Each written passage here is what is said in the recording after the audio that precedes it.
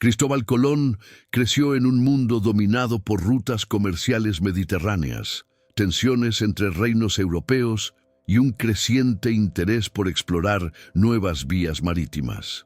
Nacido en Génova alrededor de 1451, desde joven convivió con marineros, mapas y relatos de navegación que despertaron en él una profunda fascinación por el mar. Durante su juventud, trabajó como aprendiz en barcos mercantes, aprendiendo técnicas de cartografía, lectura de corrientes y observación astronómica, habilidades que moldearon su visión del mundo. A mediados de la década de 1470, Colón se trasladó a Portugal, donde fortaleció su formación náutica y entró en contacto con rutas atlánticas que influirían en sus teorías. Allí contrajo matrimonio y estudió mapas que sugerían la posibilidad de llegar a Asia navegando hacia el oeste, idea que comenzaría a defender con insistencia. Tras múltiples rechazos, viajó a Castilla en busca de apoyo. Finalmente, los reyes católicos aceptaron financiar su propuesta, marcada por la promesa de encontrar nuevas rutas comerciales. En 1492 partió desde Palos de la Frontera con 3 embarcaciones, la Niña, la Pinta y la Santa María. Tras semanas de incertidumbre, la expedición llegó a las Antillas, iniciando un contacto que transformaría para siempre el rumbo de la historia. Colón realizó otros viajes, enfrentando tensiones políticas, problemas administrativos y acusaciones sobre su gestión en los territorios bajo su cargo. Los últimos años los pasó defendiendo sus derechos ante la corona, hasta su muerte en Valladolid en 1506. Su figura permanece en debate, para algunos un navegante visionario, para otros un hombre cuyo viaje desencadenó profundas transformaciones culturales y humanas. Su legado sigue siendo objeto de estudios, discusiones y revisiones históricas. Para la creación de este video usamos como referencia Cristóbal Colombo, a Historia Definitiva, John Dyson y Cristóbal Colombo, o Enigma, Ruggero Marino. Gracias por ver. Suscríbete al canal, tenemos nuevos videos todos los días. Soy Miguel y les voy a contar esta increíble historia. Capítulo 1. Contexto del mundo mediterráneo y primeros años de vida de Cristóbal Colón, de 1451 a 1465. A mediados del siglo XV, el Mediterráneo concentraba redes comerciales que conectaban puertos europeos con rutas que llevaban hacia África del Norte, las islas del Egeo y los centros orientales que abastecían de especias, sedas y metales preciosos a los reinos occidentales. La península ibérica vivía transformaciones políticas derivadas del avance castellano en territorios aún disputados y de la creciente presencia portuguesa en las rutas atlánticas. Mientras tanto, el Imperio Otomano ampliaba su dominio sobre la región oriental tras la caída de Constantinopla en 1453, modificando el equilibrio comercial al controlar pasos estratégicos hacia el Mar Negro y limitar el acceso directo europeo a zonas de intercambio tradicional. Estos cambios obligaron a mercaderes y navegantes a buscar alternativas marítimas para mantener el flujo de mercancías que sostenía la economía continental. La ciudad de Génova formaba parte de este escenario dinámico. Era un centro marítimo con una tradición de armadores, comerciantes y navegantes que participaban en operaciones financieras, misiones de transporte y actividades que vinculaban intereses locales con mercados distantes. En este ambiente portuario, donde distintos idiomas circulaban y la actividad mercantil marcaba la vida social, nació Cristóbal Colón alrededor del año 1451. Su familia pertenecía al grupo de artesanos que trabajaban en oficios textiles. Su padre, Domenico Colombo, laboraba como tejedor y mantenía relaciones con gremios que abastecían la demanda urbana de paños y tejidos elaborados. Su madre, Susana Fontanarosa, provenía de un entorno rural ligado a pequeñas propiedades agrícolas en las inmediaciones de la región Ligur. Durante su niñez, Colón convivió con un ambiente donde las tareas familiares se combinaban con la exposición constante a relatos de comerciantes que transitaban por el puerto. Las calles estrechas, los talleres artesanales y la presencia de embarcaciones extranjeras funcionaban como un espacio donde se mezclaban ideas provenientes de distintos territorios. Aunque no existen registros detallados de sus primeros estudios, las prácticas comunes entre familias lígures incluían enseñanzas básicas de lectura y cálculo destinadas a facilitar transacciones comerciales y el manejo de cuentas domésticas.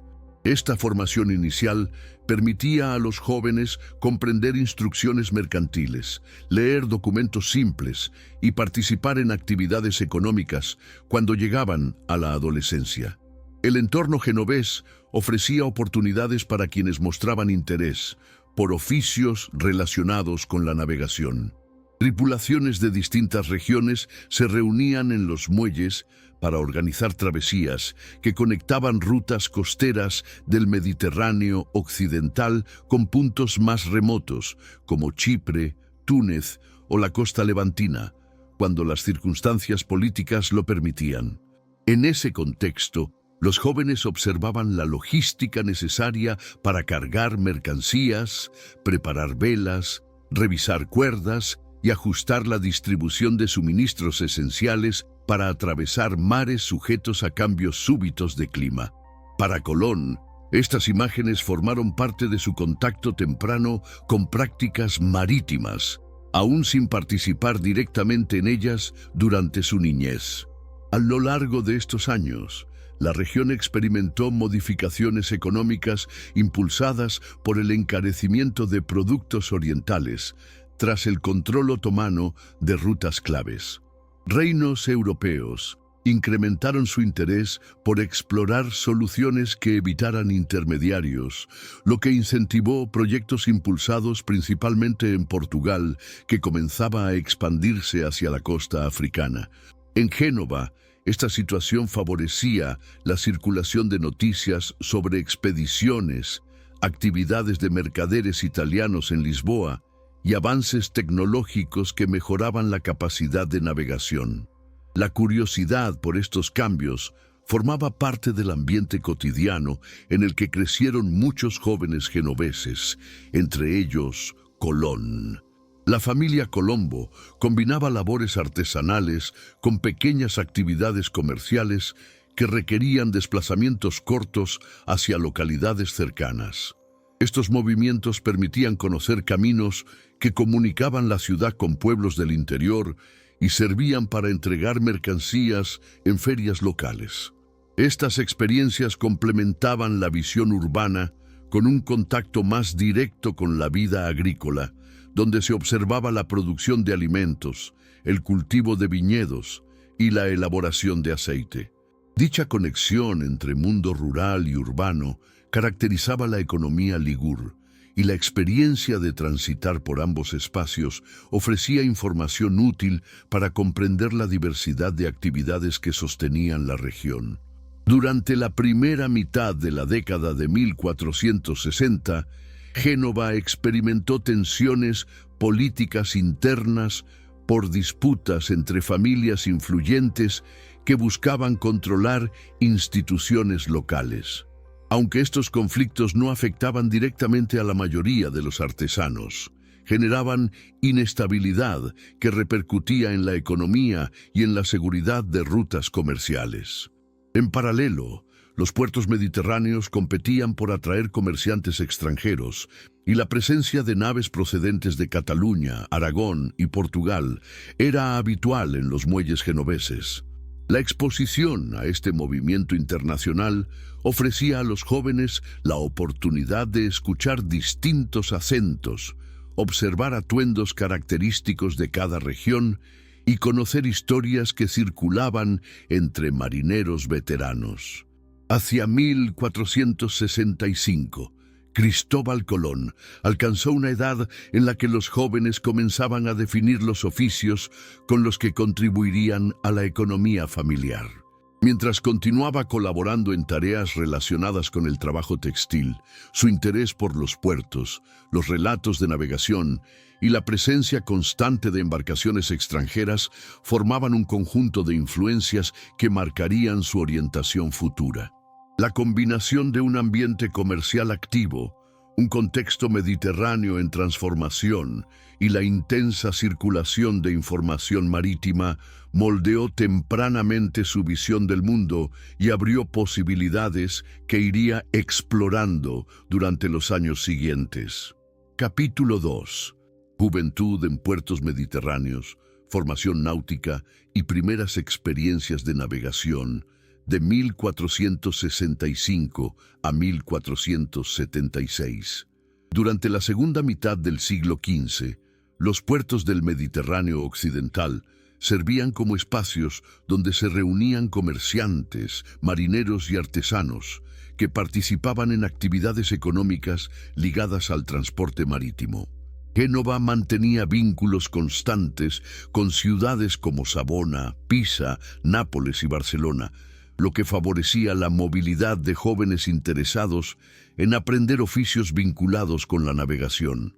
En este ambiente, Cristóbal Colón comenzó a relacionarse con personas que poseían conocimientos técnicos sobre embarcaciones, rutas y métodos de orientación empleados en travesías cortas y medianas. En estos años, las naves utilizadas para el comercio regional incluían galeras, fustas y barcas de vela latina apropiadas para maniobrar cerca de la costa. La observación cotidiana del trabajo en los astilleros permitía aprender sobre el ensamblaje de cascos, los tipos de velas y los ajustes necesarios para mantener la estabilidad de una embarcación.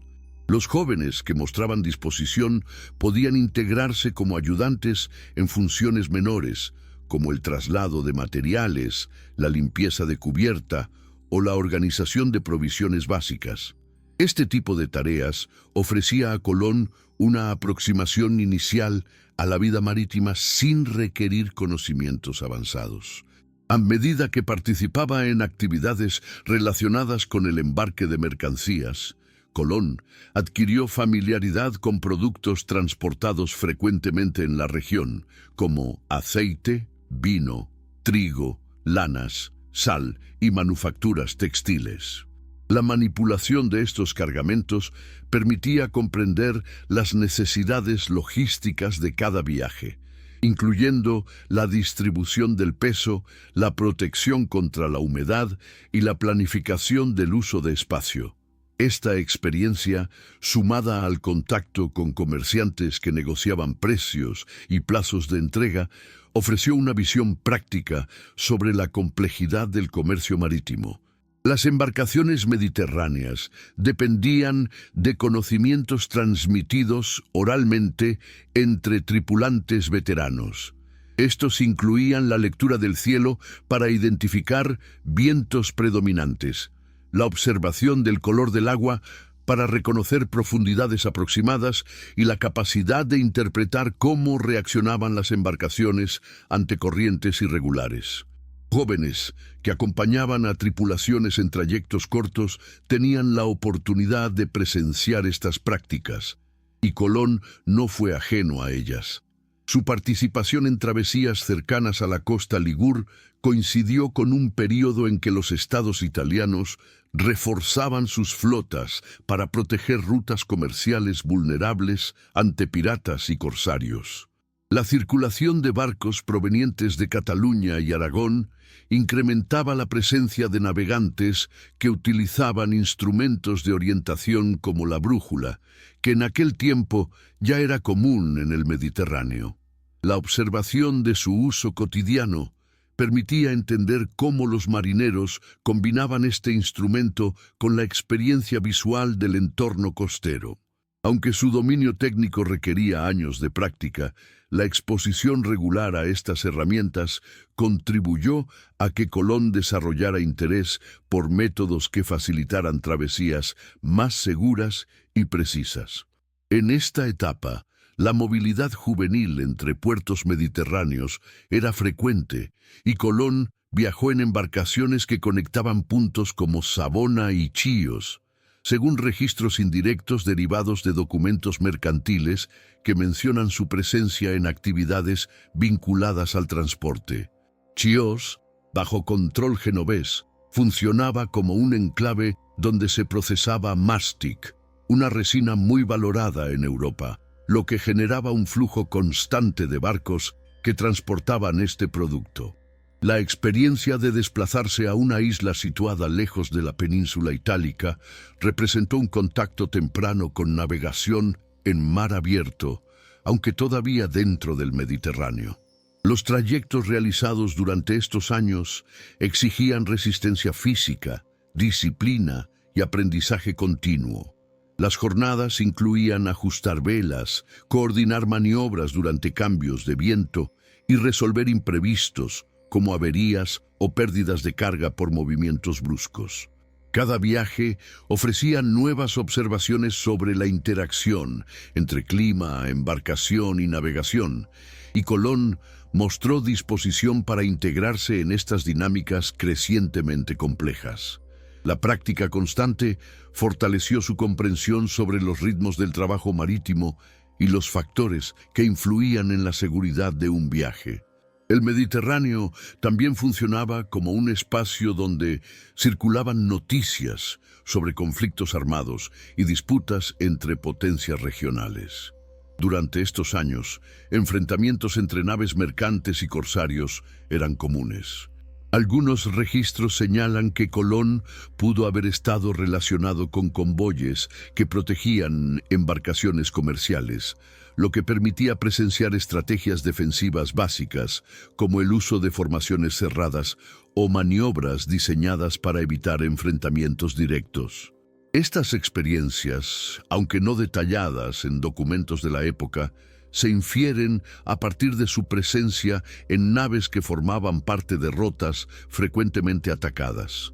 En 1474, distintos puertos italianos reforzaron sus defensas ante ataques de flotas rivales, lo que generó oportunidades para jóvenes con experiencia marítima básica.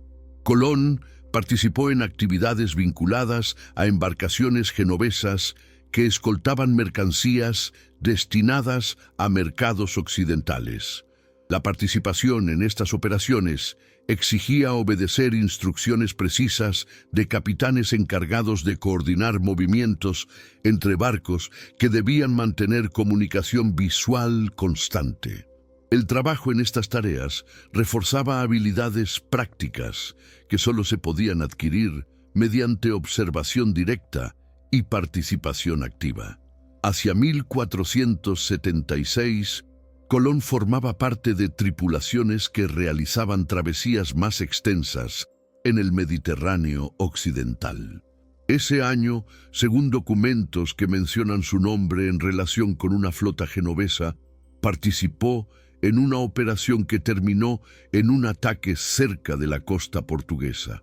Las circunstancias llevaron a su supervivencia tras un naufragio en aguas cercanas al Algarve. Este evento representó un punto de inflexión, pues la necesidad de llegar a tierra lo obligó a nadar hasta la costa, siguiendo la dirección del viento y las corrientes.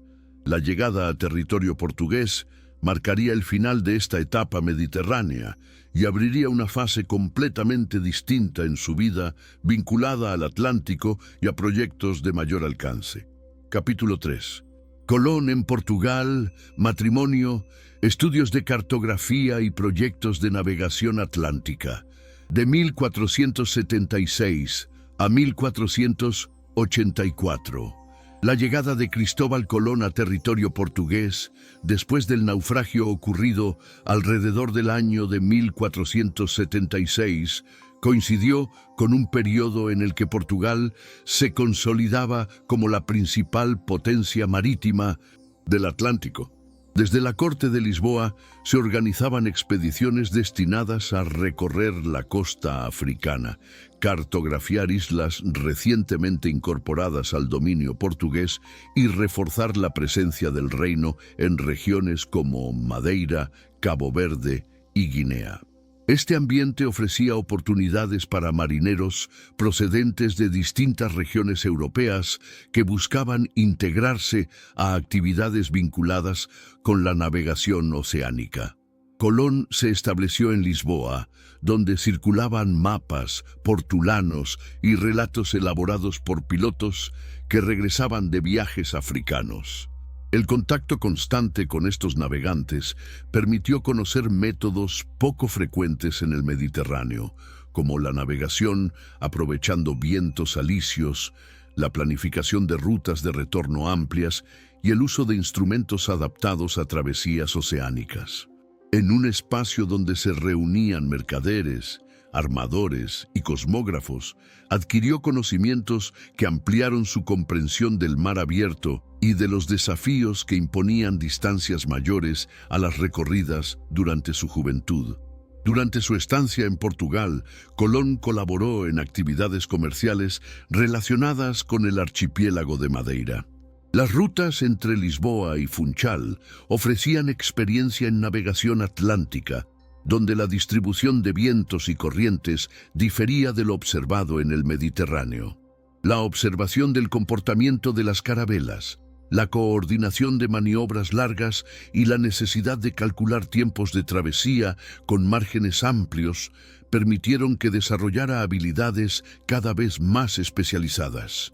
Además, la producción de azúcar en Madeira generaba una demanda constante de embarcaciones que transportaran este producto hacia mercados europeos. Portugal también se destacaba por el estudio sistemático de la cartografía. La presencia de cosmógrafos, matemáticos y pilotos experimentados creaba un espacio propicio para quienes buscaban interpretar mapas que combinaban información proveniente de diversas expediciones. Colón mostró interés por estas prácticas y dedicó tiempo a estudiar la forma en que se representaban costas, islas y distancias aproximadas. Los portulanos elaborados en Lisboa reflejaban avances derivados del contacto directo con el Atlántico, ofreciendo representaciones más precisas que las disponibles en centros mediterráneos.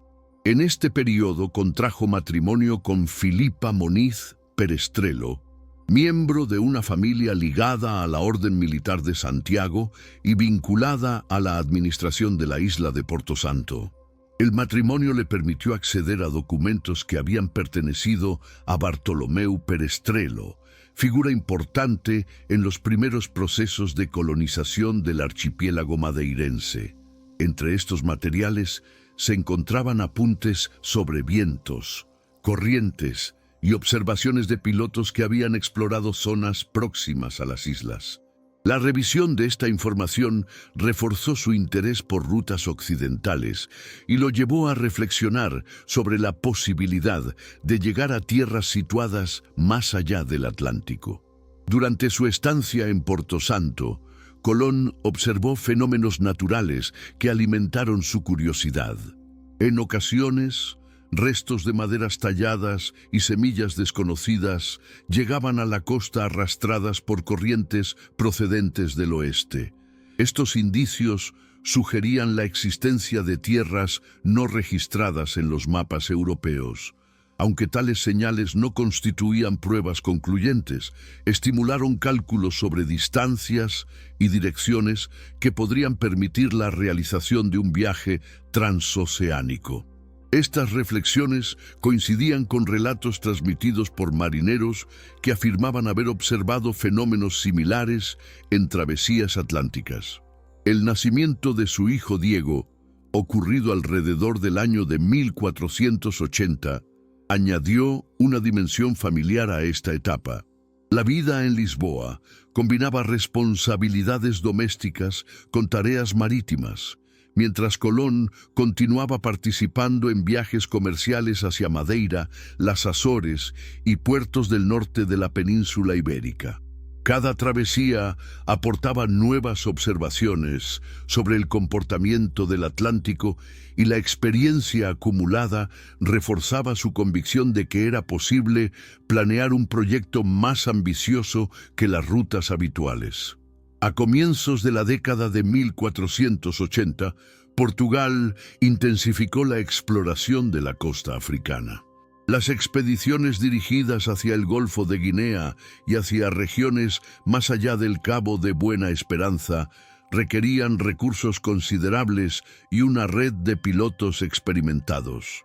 Colón intentó presentar su propuesta de navegar hacia Occidente para alcanzar tierras orientales por una ruta alternativa, pero la corte portuguesa concentraba sus esfuerzos en los proyectos africanos. La idea no obtuvo respaldo, ya que las prioridades del reino estaban orientadas hacia rutas en las que habían invertido décadas de experiencia y recursos. La falta de apoyo no detuvo sus estudios. Colón dedicó tiempo a analizar cálculos sobre la circunferencia terrestre basados en autores de la antigüedad y en interpretaciones medievales. Estas lecturas lo llevaron a estimar distancias menores entre Europa y Asia que las aceptadas por la mayoría de los cosmógrafos del período. Su convicción se apoyaba en la combinación de testimonios, observaciones realizadas en Porto Santo y conclusiones derivadas de mapas circulados en Lisboa. Aunque sus estimaciones contenían errores, formaron parte fundamental de su proyecto. Hacia el año de 1484, la situación económica de la familia enfrentaba dificultades características de quienes dependían de actividades marítimas. Esta coyuntura, unida a la falta de apoyo oficial para su idea, llevó a Colón a considerar trasladarse a Castilla. La posibilidad de presentar su proyecto a un reino que buscaba fortalecer su presencia marítima representaba una oportunidad para avanzar en la propuesta que había desarrollado a lo largo de su estancia en Portugal. Este cambio marcaría el final de la etapa portuguesa y abriría un capítulo nuevo en la búsqueda de respaldo para su plan de navegar hacia Occidente. Capítulo 4. Propuesta del viaje hacia el oeste. Rechazos, debates y traslado a Castilla. De 1484 a 1492, Cristóbal Colón abandonó Portugal alrededor del año de 1484, después de comprobar que la corte portuguesa no respaldaría su propuesta de navegar hacia Occidente.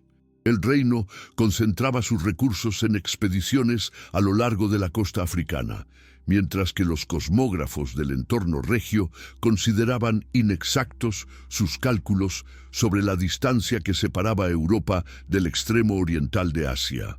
La falta de aceptación llevó a Colón a dirigir sus esfuerzos hacia Castilla, un reino que atravesaba una etapa de centralización política y fortalecimiento institucional bajo el gobierno conjunto de Isabel de Castilla y Fernando de Aragón. Su llegada a tierras castellanas coincidió con la fase decisiva de la guerra contra el reino nazarí de Granada. Las campañas militares requerían atención constante y absorbían una parte importante de los recursos económicos del reino.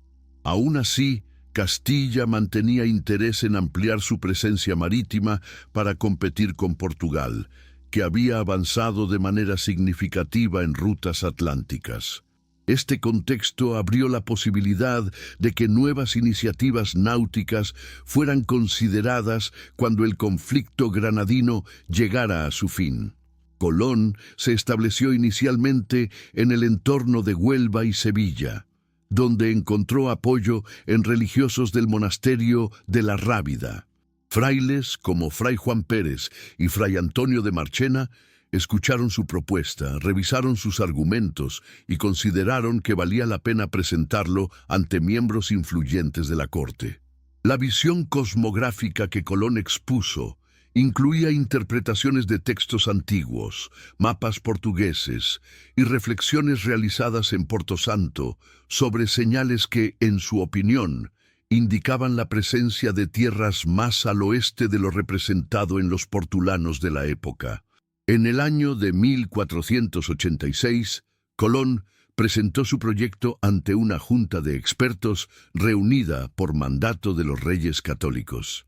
El grupo incluía matemáticos, astrónomos y consejeros eclesiásticos con conocimientos actualizados sobre cosmografía medieval. Tras analizar sus cálculos, los especialistas concluyeron que las distancias estimadas por el navegante reducían de manera excesiva el tamaño del océano y que los argumentos disponibles no ofrecían certidumbre suficiente para emprender un viaje de esa magnitud. El dictamen no aprobó la expedición, aunque algunos consejeros consideraron que el proyecto podía revisarse en un futuro momento. Los años posteriores estuvieron marcados por la persistencia de Colón. Entre los años de 1487 y 1489 recorrió distintas regiones castellanas buscando apoyo entre nobles, mercaderes y marinos con interés en empresas atlánticas. Sus esfuerzos coincidieron con una corte enfocada en las campañas finales de la Guerra Granadina, lo que limitaba la posibilidad de invertir recursos en iniciativas marítimas. Sin embargo, su propuesta continuó circulando entre consejeros de confianza que habían mostrado interés moderado en sus cálculos. Hacia el año de 1490, la situación militar comenzaba a inclinarse definitivamente a favor de Castilla y las prioridades financieras del reino experimentaron un cambio gradual. La cercanía de la victoria permitió retomar discusiones suspendidas durante los años previos. Colón insistió nuevamente ante los reyes católicos y presentó una versión más detallada de su proyecto, destacando beneficios económicos vinculados al comercio de especias y la posibilidad de abrir rutas alternativas sin intermediarios. Estas consideraciones, junto con la necesidad de competir con Portugal, reavivaron el interés por la propuesta. En los meses finales del año de 1491, Colón fue convocado a Santa Fe, donde se encontraba la corte durante la culminación del asedio a Granada. Allí se desarrollaron negociaciones complejas que incluían la revisión de las condiciones solicitadas por el navegante. Entre ellas figuraban títulos hereditarios, participación en beneficios comerciales y autoridad sobre las tierras que pudieran descubrirse. Estas demandas generaron dudas en algunos consejeros, quienes consideraban que el alcance de tales privilegios era demasiado amplio. Las discusiones se extendieron durante semanas mientras se evaluaban riesgos y posibles ventajas.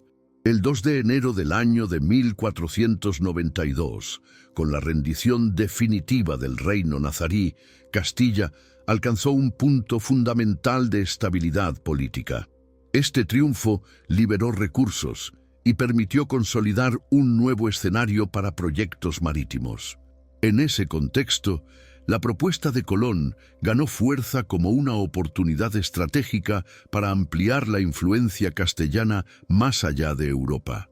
La corona tomó finalmente la decisión de financiar la expedición y avanzar hacia un acuerdo formal. El 17 de abril del año de 1492 se firmaron las capitulaciones de Santa Fe. Este documento establecía las condiciones oficiales del viaje y reconocía a Cristóbal Colón como almirante, virrey y gobernador de las tierras descubiertas. También se le otorgó una 10ª parte de los beneficios comerciales derivados de la expedición. Con este respaldo, comenzaron los preparativos en los puertos andaluces, especialmente en Palos de la Frontera, donde se reunirían embarcaciones y tripulaciones dispuestas a emprender una travesía que pretendía llegar a Asia navegando hacia Occidente. El periodo comprendido entre 1484 y 1492 marcó la transformación del proyecto de Colón, que pasó de ser una iniciativa sin respaldo oficial a convertirse en una empresa financiada por uno de los reinos más poderosos de la península ibérica. La aprobación final abrió el camino hacia la expedición, que modificaría de manera profunda el mapa del Atlántico y el modo en que Europa comprendía los límites de su mundo conocido. Capítulo 5. El primer viaje y el encuentro con las Antillas, de 1492 a 1493. Después de que las capitulaciones de Santa Fe fueron firmadas el día 17 de abril del año de 1492, la corona ordenó iniciar los preparativos para la expedición que navegaría hacia Occidente en busca de una ruta alternativa hacia las tierras descritas por autores medievales como las regiones orientales de Asia. La responsabilidad de proporcionar 2 embarcaciones recayó sobre la villa de Palos de la Frontera por mandato real, mientras que una tercera nave se obtendría mediante acuerdo con particulares. De este proceso surgieron la nao Santa María y las carabelas Pinta y Niña, embarcaciones adecuadas para enfrentar el Atlántico debido a su ligereza, resistencia y capacidad de operar con vientos variables. Durante julio y los primeros días de agosto, marineros procedentes de distintos pueblos de la costa atlántica andaluza se incorporaron a la tripulación.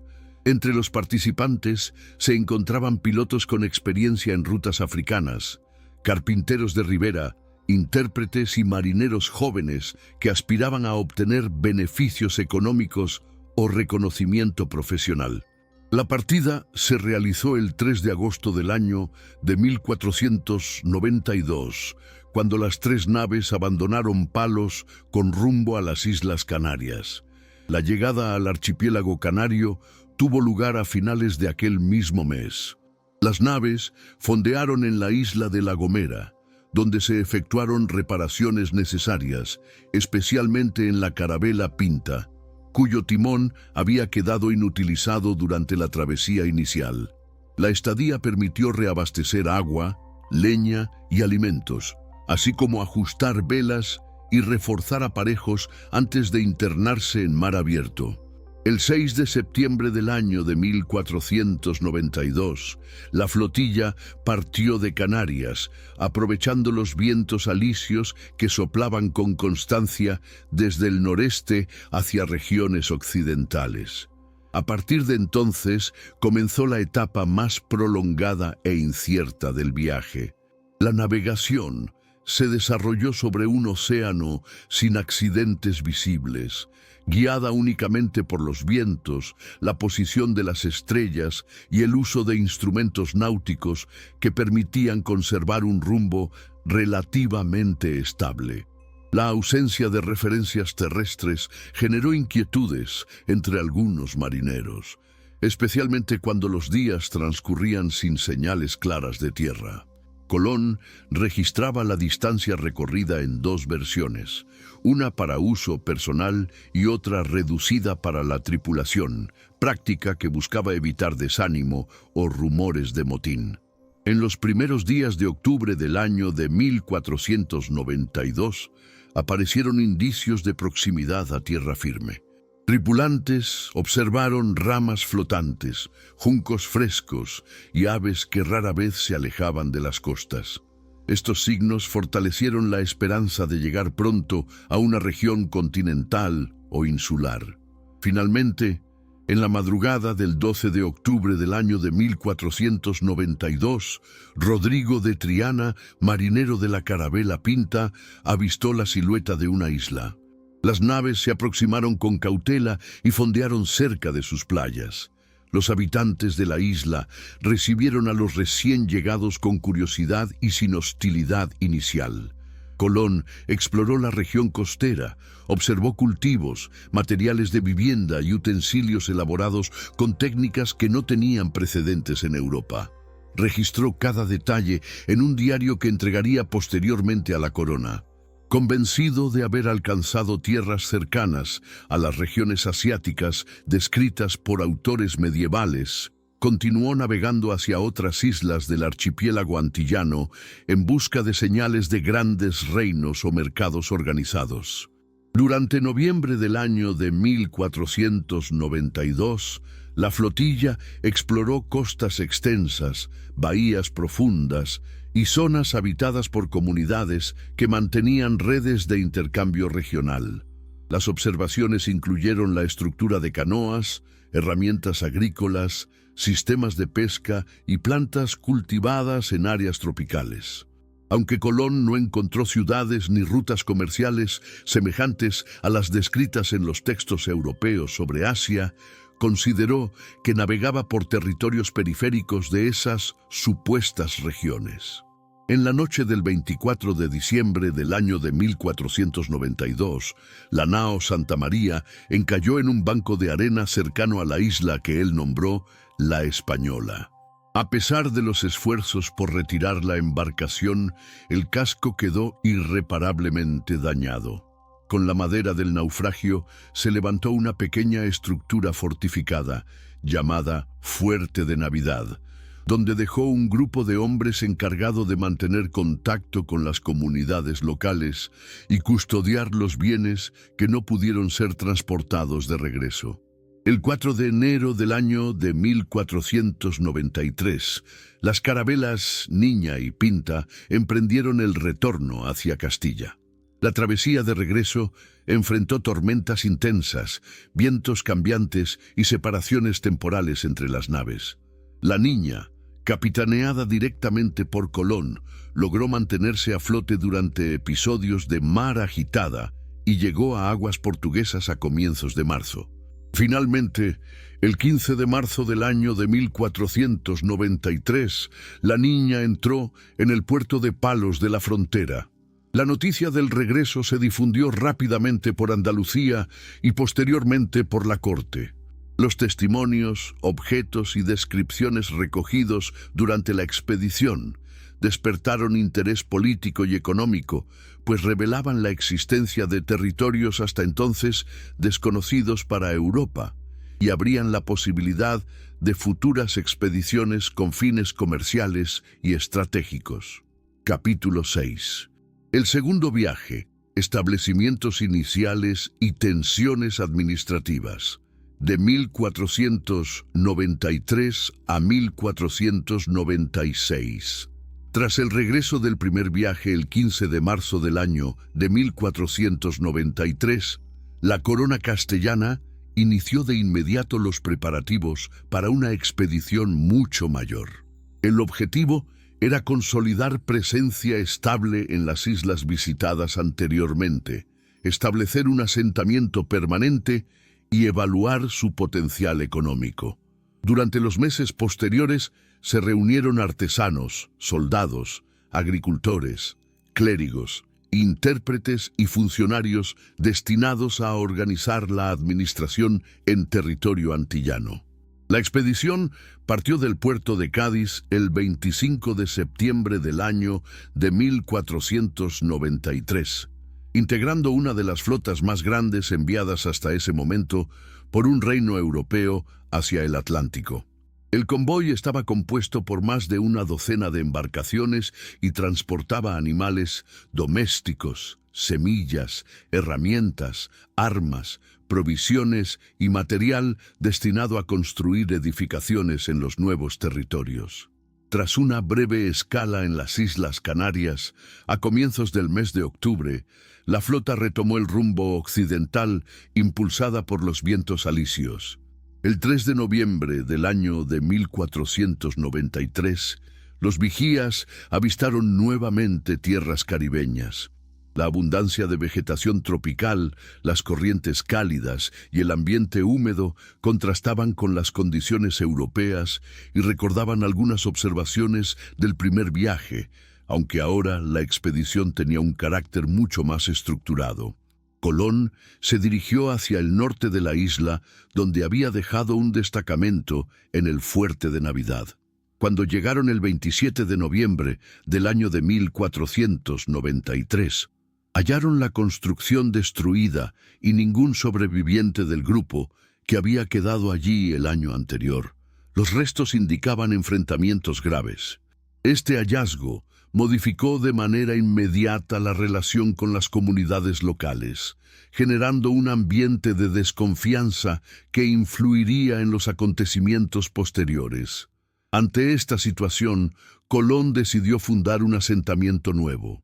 Eligió una zona costera en el norte de la Española y comenzó la construcción de la villa llamada La Isabela, fundada oficialmente a comienzos del mes de enero del año de 1494. La instalación incluyó almacenes, una iglesia, áreas residenciales, un espacio administrativo y un muelle rudimentario. Fue la primera ciudad estable fundada por europeos en el Caribe. Sin embargo, los desafíos surgieron con rapidez. El clima tropical provocó enfermedades desconocidas para quienes venían de Europa. Las lluvias intensas dificultaban la agricultura y arruinaban los cultivos experimentales. La administración enfrentaba tensiones internas entre soldados, funcionarios y colonos que tenían expectativas diferentes sobre el futuro de la región. Además, persistía la dificultad de obtener alimentos suficientes debido tanto a la falta de experiencia como a las tensiones con comunidades locales que no siempre aceptaban la presencia de colonos europeos. Durante el año de 1494, Colón organizó expediciones para explorar el interior de la isla. Los recorridos revelaron valles fértiles, montañas densas y zonas habitadas por grupos que habían desarrollado técnicas de cultivo adaptadas al clima caribeño. Las relaciones fluctuaron entre periodos de intercambio y momentos de conflicto, dependiendo de la disponibilidad de recursos y de las exigencias de la población europea instalada en la Isabela. A mediados del año de 1495, Colón emprendió nuevas expediciones marítimas que le permitieron identificar costas de Cuba y Jamaica.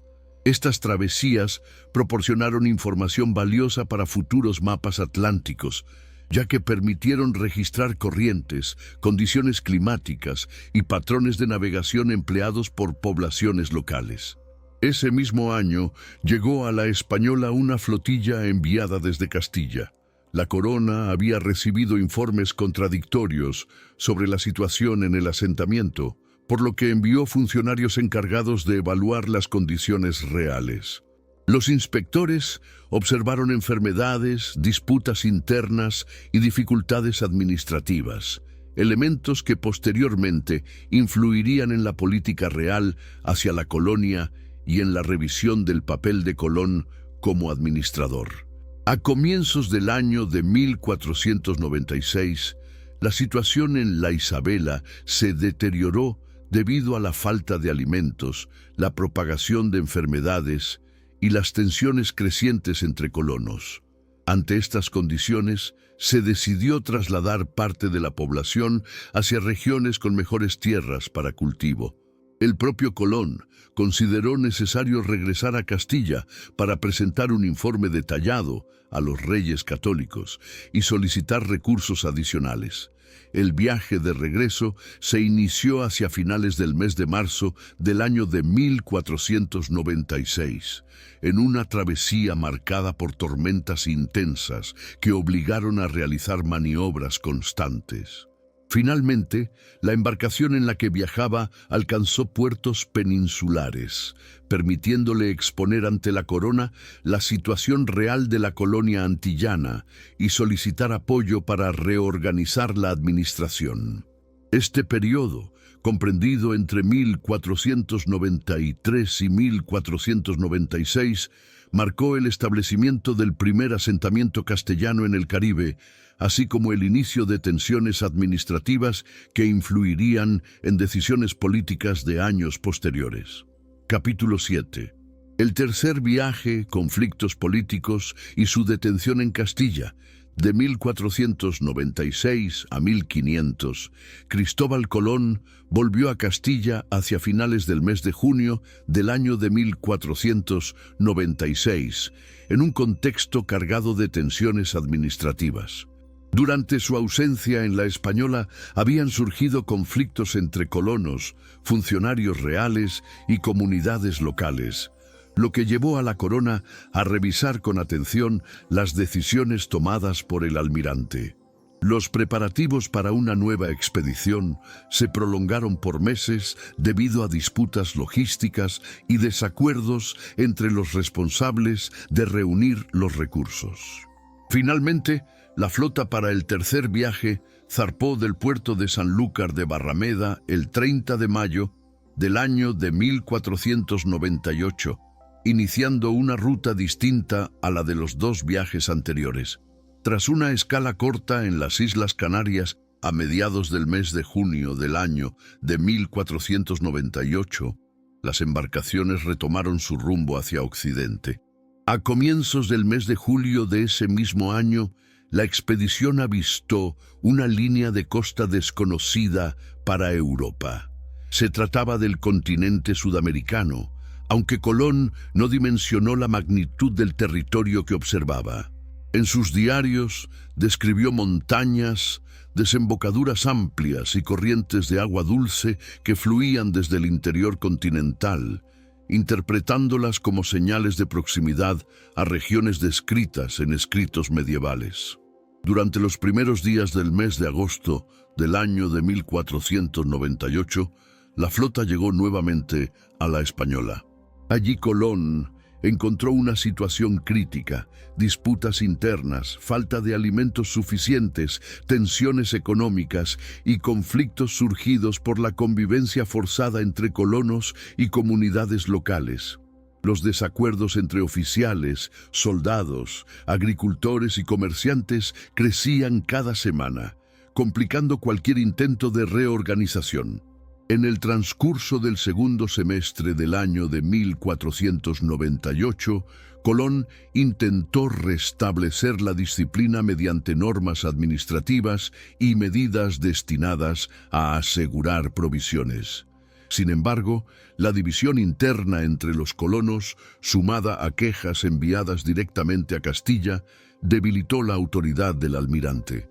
La corona, al recibir informes contradictorios, envió a un funcionario con autoridad extraordinaria.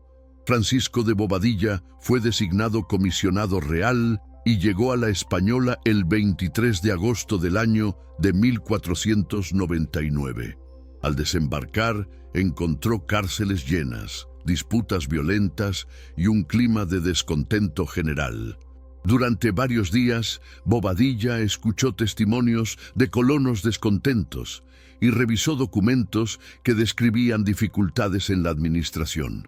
Tras evaluar la situación, ordenó la liberación de prisioneros, asumió el control de los asuntos administrativos y comunicó a Colón que debía entregar la autoridad que ejercía desde hacía años. A mediados del mes de septiembre del año de 1499, Bobadilla ordenó la detención de Cristóbal Colón y de sus hermanos Bartolomé y Diego. Los tres fueron embarcados de regreso a Castilla en una nave que zarpó hacia finales del mismo mes. Colón viajó esposado y redactó durante el trayecto varias cartas defendiendo su actuación y denunciando intrigas internas en la colonia. La embarcación llegó al puerto de Cádiz el 26 de noviembre del año de 1499. La noticia de su llegada en cadenas se difundió con rapidez. Al enterarse, los reyes católicos ordenaron que se retiraran las esposas y que Colón fuese trasladado inmediatamente a la corte para explicar su versión de los hechos. El encuentro con los monarcas tuvo lugar a comienzos del mes de diciembre del año de 1499. Tras escuchar sus argumentos y revisar los informes, la corona decidió liberarlo y permitirle conservar ciertos títulos honoríficos, aunque no le devolvió el gobierno sobre las islas del Caribe. Funcionarios reales pasarían a administrar directamente la Española. En los últimos días del año de 1499 y durante las primeras semanas del año de 1500, la corona evaluó la posibilidad de permitirle realizar un nuevo viaje. Finalmente, la autorización fue concedida bajo condiciones estrictas, marcando el inicio de lo que sería su cuarta expedición atlántica. Capítulo 8. El cuarto viaje. Exploraciones finales y deterioro de la salud, de 1500 a 1504. Tras su liberación en la corte castellana a comienzos del mes de diciembre del año de 1499, Cristóbal Colón insistió en que aún existía la posibilidad de localizar un paso marítimo que conectara con las regiones descritas en textos medievales sobre Asia. Aunque ya no conservaba el control administrativo del Caribe, los reyes católicos aceptaron financiar una última expedición con el objetivo de explorar rutas meridionales. La autorización se otorgó bajo condiciones estrictas que prohibían detenerse en la isla de la Española, salvo en situaciones de emergencia extrema. Durante los primeros meses del año de 1502, se reunieron víveres, tripulantes y embarcaciones pequeñas, pero maniobrables. La expedición partió del puerto de Cádiz el 11 de mayo del año de 1502, integrada por 4 naves destinadas a explorar regiones desconocidas del Caribe y Centroamérica. Después de una escala breve en las Islas Canarias, en los últimos días del mes de mayo del año de 1502, la flota emprendió el cruce atlántico impulsada por vientos alisios constantes. A comienzos del mes de junio del año de 1502, las embarcaciones llegaron a las Antillas. Una de las naves presentaba daños severos, por lo que Colón intentó entrar en el puerto de la Española. Los funcionarios reales, siguiendo la orden estricta de la corona, le negaron el desembarco. Obligado a continuar, la expedición avanzó hacia las costas occidentales. El 14 de junio del año de 1502, las naves alcanzaron la región, actualmente identificada como la costa de Honduras. Desde ahí comenzó la exploración de un litoral hasta entonces desconocido para Europa. La tripulación observó selvas espesas, comunidades costeras dedicadas al intercambio regional y especies vegetales desconocidas en el continente europeo. Colón creyó, por momentos, que se encontraba cerca de las regiones orientales mencionadas en manuscritos antiguos. Entre los meses de julio y agosto del año de 1502, la flota recorrió las costas de Honduras, Nicaragua y Costa Rica. Las corrientes irregulares, los arrecifes cercanos a la superficie y las lluvias intensas obligaban a recalcular rutas constantemente. A pesar de las dificultades, continuaron avanzando hacia el sur en busca de un estrecho que comunicara con mares orientales, aunque sin éxito. A comienzos del mes de septiembre del año de 1502, las naves alcanzaron la zona actualmente conocida como Panamá. Allí observaron desembocaduras amplias, planicies costeras y rutas empleadas por embarcaciones indígenas. La presencia de pequeñas cantidades de oro en objetos locales llamó la atención de la tripulación, pero Colón se mantuvo concentrado en la búsqueda de un paso navegable que no logró encontrar. A comienzos del mes de diciembre del año de 1502, fuertes tormentas dispersaron las embarcaciones y provocaron daños considerables. Las tripulaciones se vieron obligadas a reparar naves en playas remotas mientras se enfrentaban condiciones climáticas extremas. La escasez de alimentos y la falta de materiales agravaron la situación. El desgaste físico de Colón se intensificó a partir de los primeros meses del año de 1503. Sus anotaciones mencionan dolores articulares persistentes y dificultades para caminar dentro de la nave. A pesar de ello, continuó supervisando tareas, organizando reparaciones y manteniendo la disciplina a bordo. La situación se volvió crítica en los últimos días del mes de junio del año de 1503, cuando las naves restantes quedaron varadas en la costa norte de Jamaica debido a graves filtraciones. Incapaces de continuar navegando, los tripulantes construyeron refugios improvisados con restos de madera extraída de las embarcaciones, mientras intentaban comunicarse con la isla de La Española para solicitar ayuda. La espera se extendió durante meses. Aun con su salud deteriorada, Colón mantuvo orden entre los marineros mediante rutinas estrictas y la distribución cuidadosa de los alimentos disponibles. Finalmente, un contingente enviado desde La Española llegó a la isla a comienzos del mes de julio del año de 1504, permitiendo rescatar a la expedición varada. Colón alcanzó la isla de La Española debilitado pero consciente, y después de una estancia breve, emprendió el viaje hacia Castilla en embarcaciones de apoyo. Llegó a territorio peninsular a finales del mes de noviembre del año de 1504, marcando el final de su última travesía atlántica. Aunque no logró encontrar el paso marítimo que buscaba desde hacía años, recopiló información geográfica valiosa sobre el litoral centroamericano. Tras su regreso, dedicó su tiempo a revisar notas de viaje, dictar cartas y solicitar compensaciones pendientes ante la corona. Su salud continuó deteriorándose, anticipando la etapa final de su vida. Capítulo 9. Últimos años, peticiones a la corona y muerte en Valladolid. De 1504 a 1506, Cristóbal Colón llegó a Castilla a finales del mes de noviembre del año de 1504, después del difícil regreso desde la isla de Jamaica. Su salud se encontraba muy deteriorada debido a años de navegación, enfermedades recurrentes y el desgaste físico acumulado desde el tercer viaje. Apenas instalado en tierra firme, comenzó a redactar correspondencia destinada a solicitar a los reyes católicos el reconocimiento de privilegios acordados en documentos anteriores, conocidos como las capitulaciones de Santa Fe. Durante los primeros días del mes de diciembre del año de 1504, Colón permaneció en Sevilla, donde dictó varias cartas dirigidas a la reina Isabel.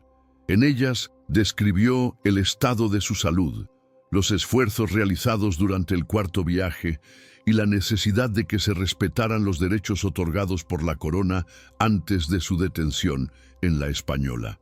Su objetivo principal era asegurar que los títulos y beneficios heredaran a sus hijos Diego y Hernando. A comienzos del año de 1505, Colón se trasladó a la ciudad de la corte, donde esperaba reunirse personalmente con la reina Isabel. Sin embargo, la situación política de Castilla atravesaba un periodo delicado, agravado por tensiones internas y asuntos sucesorios. Esto alargó los tiempos de audiencia. Mientras esperaba, Colón continuó redactando memoriales y documentos donde defendía sus derechos y cuestionaba la actuación del comisionado Francisco de Bobadilla en La Española. También revisó los cuadernos de navegación del cuarto viaje con el fin de entregar un registro ordenado de las exploraciones realizadas. Durante los meses de primavera del año de 1505, su salud empeoró. Sufría fuertes dolores articulares, fiebre intermitente y malestares que dificultaban su movilidad. A pesar de ello, mantuvo correspondencia constante con consejeros de la corte para insistir en sus peticiones. En ese periodo, la reina Isabel recibió algunos de sus escritos, aunque los asuntos de Estado y su propio estado de salud retrasaban cualquier decisión definitiva. El avance del año coincidió con una pérdida significativa para Colón. La reina Isabel falleció en la ciudad de Medina del Campo el 26 de noviembre del año de 1504, y aunque sus disposiciones respecto al gobierno del Nuevo Mundo seguían vigentes, su ausencia alteró el escenario político. Colón lamentó profundamente su muerte, pues consideraba que ella había sido la principal defensora de su proyecto desde la firma de las capitulaciones iniciales. Al iniciar el año de 1506, Colón se estableció en Valladolid, ciudad donde se encontraba la corte, mientras se resolvían cuestiones relativas a la sucesión castellana. Allí continuó redactando documentos en defensa de sus privilegios y mantuvo conversaciones con consejeros del rey Fernando. Sin embargo, su estado físico seguía deteriorándose. Pasaba largos periodos en cama, con movilidad limitada y episodios de dolor constante. Durante los últimos meses del año de 1506, Colón ya no podía escribir por sí mismo debido al debilitamiento progresivo. Dictó sus últimas cartas a escribanos y familiares cercanos, en las cuales reiteraba su deseo de que se respetaran los acuerdos firmados antes de sus viajes atlánticos. También expresó preocupación por el futuro de sus hijos y por la administración de los territorios que él había explorado. Su condición empeoró de manera acelerada a comienzos del mes de mayo del año de 1506, cuando presentó fiebre alta, cansancio extremo y dificultades respiratorias. Fue atendido por médicos locales y por religiosos que lo asistieron en su habitación. En ese periodo permanecieron cerca de él sus hijos Diego y Hernando, así como algunos allegados que lo acompañaron en sus últimos días. Cristóbal Colón murió en la ciudad de Valladolid el 20 de mayo del año de 1506, en una residencia cercana al convento de San Francisco. Su fallecimiento cerró una vida marcada por viajes oceánicos, disputas administrativas, descubrimientos geográficos y debates que continuarían durante siglos. Fue enterrado inicialmente en Valladolid, aunque sus restos serían trasladados varias veces en años posteriores. El final de su vida estuvo marcado por esfuerzos constantes para que se reconocieran los derechos que consideraba suyos y por la convicción de que había alcanzado regiones próximas a las tierras orientales descritas en textos antiguos. Su muerte dejó abiertas numerosas discusiones sobre su figura que continuarían amplificándose en las décadas posteriores. Capítulo 10. Legado histórico, impactos globales y controversias posteriores. De 1506 en adelante, tras la muerte de Cristóbal Colón en la ciudad de Valladolid el 20 de mayo del año de 1506, comenzó un proceso de reinterpretación histórica que transformó su figura en un punto central del debate europeo. En los años posteriores, sus viajes fueron analizados desde perspectivas políticas, religiosas, económicas y científicas, dando lugar a discusiones que se prolongarían durante siglos. Su familia emprendió gestiones para reclamar los derechos estipulados en las capitulaciones de Santa Fe, lo que generó litigios prolongados ante la corona castellana.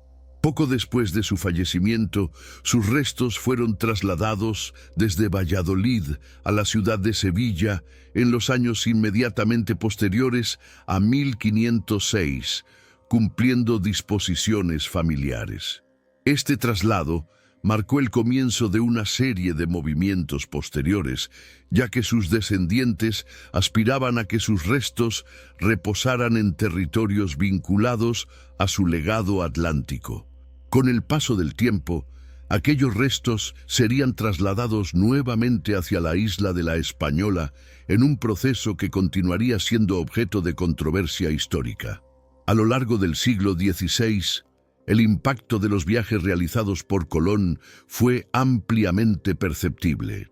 Las rutas abiertas en aquel periodo permitieron que la corona castellana integrara regiones caribeñas a su administración, lo que transformó la economía europea por la llegada constante de productos procedentes del continente americano. En décadas posteriores, la circulación de metales, alimentos y conocimientos se amplió, afectando la agricultura, la medicina, la astronomía y las ciencias naturales. En las décadas que siguieron a 1506, Numerosos cronistas españoles redactaron relatos sobre los viajes de Colón. Algunos de esos escritos resaltaron su perseverancia y su habilidad náutica. Otros enfatizaron tensiones políticas, conflictos con colonos y disputas administrativas que habían marcado su etapa en la Española. Textos de autores como Fray Bartolomé de las Casas, que comenzaron a circular en la primera mitad del siglo XVI, influyeron en la percepción posterior al destacar tanto la dimensión exploratoria como los efectos que la llegada europea tuvo en las poblaciones indígenas. A partir de mediados del siglo XVI, las instituciones reales impulsaron procesos destinados a establecer estructuras administrativas permanentes en América. Estas políticas dieron origen a virreinatos, audiencias y cargos destinados a regular la vida política y económica del continente americano.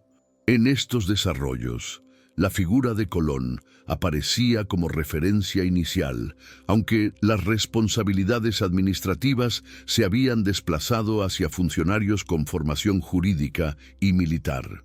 Durante el siglo XVII, la memoria de Colón adquirió un carácter más simbólico. Las expediciones científicas europeas comenzaron a estudiar mapas de sus viajes y a compararlos con conocimientos actualizados sobre geografía y astronomía.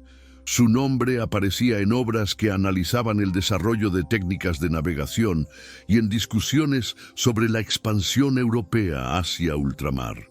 En ese periodo, su figura estaba asociada principalmente al inicio de un proceso histórico que modificó la estructura del mundo atlántico. En el siglo XVIII, el interés por su trayectoria se reactivó gracias a corrientes intelectuales que buscaban comprender orígenes de la modernidad europea. Investigadores, ilustrados y académicos utilizaron sus diarios de viaje para examinar las transformaciones económicas y tecnológicas que habían caracterizado al tránsito del mundo medieval al mundo moderno. En ese contexto, las navegaciones realizadas a finales del siglo XV se consideraban ejemplos tempranos del empleo sistemático de instrumentos náuticos, cálculos astronómicos y observaciones empíricas. A lo largo del siglo XIX, el legado de Colón se incorporó a discursos políticos y culturales que buscaban definir identidades nacionales tanto en América como en Europa. En varios países americanos, su figura fue presentada como símbolo del inicio de procesos históricos que llevaron a la formación de nuevas naciones. En Europa, especialmente en España e Italia, se publicaron biografías extensas que analizaban su origen, sus decisiones y los efectos globales de sus exploraciones. Fue también durante este siglo cuando surgieron debates sobre el verdadero lugar de su nacimiento, tema que alimentó investigaciones genealógicas y análisis de documentos antiguos. En el siglo XX, la figura de Colón comenzó a ser revisada desde perspectivas más críticas. Investigadores de historia, antropología y estudios coloniales examinaron los impactos sociales, demográficos y culturales que la llegada europea tuvo sobre las poblaciones indígenas del continente americano.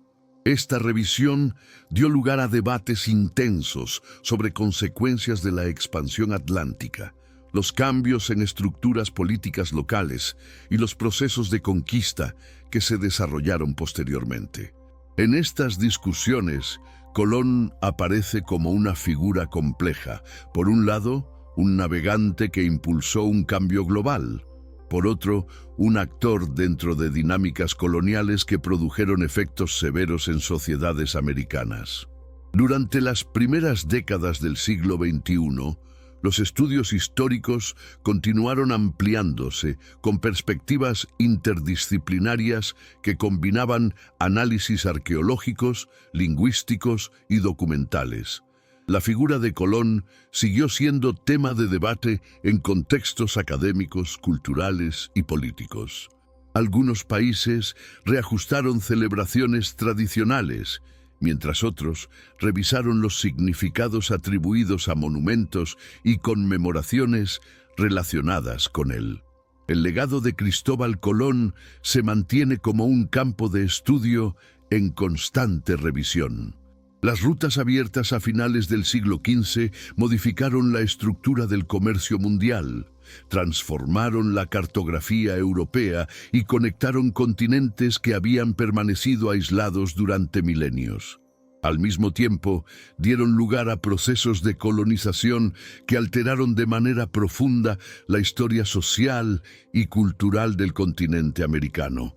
La complejidad de su figura refleja la magnitud de los cambios desencadenados a partir de sus viajes y las múltiples interpretaciones que han surgido desde su muerte el 20 de mayo del año de 1506 hasta la actualidad.